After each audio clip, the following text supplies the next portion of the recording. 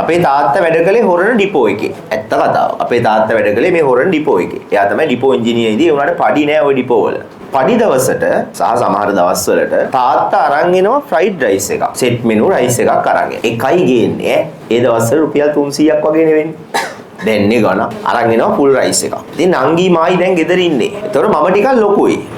මම එතකොට 9 වසරේ 10 වසරේ වගේ. නංගි එතකොට 3 වසරේ 4 වසරේ වගේ. අපි දැන් ඒජ් කැප් එක තියෙනවනේ අවුරුදු 7ක් විතර. ඒතර මම 10 වසරේ කියන්නේ නංගි 3 වසරේ. ඉතින් රයිස් එක ලියාගෙන දැන් නංගි මායි කනකොට එක තැනක් එනවා. එතෙන්දි මම කණ එක නතර කරන්න ඕනේ. ඇයි කියන්නේ? නැත්තම් නංගිට මදි වෙනවා. තේරුණාද? අම්මා කියනවා ෂේප් එකේ.